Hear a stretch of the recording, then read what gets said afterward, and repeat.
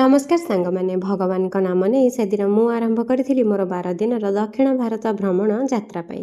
କିଛି ସୁସ୍ୱାଦୁ ଖାଦ୍ୟ ଯାତ୍ରା ସମୟରେ ନ ଖାଇଲେ ତାହା କ'ଣ ଭଲ ଲାଗେ? ବରା ଆଉ ପକୁଡ଼ି ସହ ଯଦି କଞ୍ଚା ଲଙ୍କା ମିଳିଯାଏ ତାହେଲେ କଥା ତ ଆହୁରି ଜମିଯାଏ।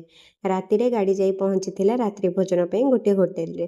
ସେଠୁ ରାତ୍ରି ଭୋଜନ ସାରି ସିଧା ଗାଡ଼ି ଯାଇ ପହଞ୍ଚି ଯାଇଥିଲା ଆନ୍ଧ୍ରପ୍ରଦେଶର ସୀମାଞ୍ଚଳମ୍ ଠାରେ।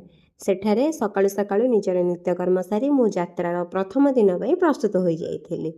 ଯେ ଦେଶ ଯାଇ ସେ ଫଳ ଖାଇ।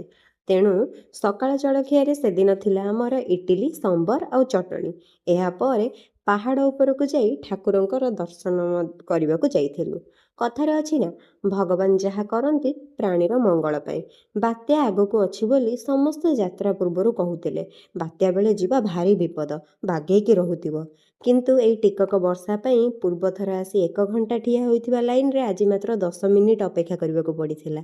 ଆଉ ଦର୍ଶନ ମଧ୍ୟ ସ୍ପଷ୍ଟ ଭାବରେ ହୋଇଥିଲା ଏବଂ ଠିଆ ହୋଇକି ଆମେ ଆରାମସେ ଠାକୁରଙ୍କୁ ଦର୍ଶନ କଲୁ। କେହି ଆମକୁ ତରବର ମଧ୍ୟ କରାଇ ନଥିଲେ। ତେଣୁକରି ଭଗବାନ ଯାହା କରନ୍ତି ପ୍ରାଣୀର ମଙ୍ଗଳ ପାଇଁ ହିଁ କରନ୍ତି। ରହୁଛି, ଦେଖାହେବା ଆଉ ଗୋଟେ ଭିଡ଼ିଓରେ।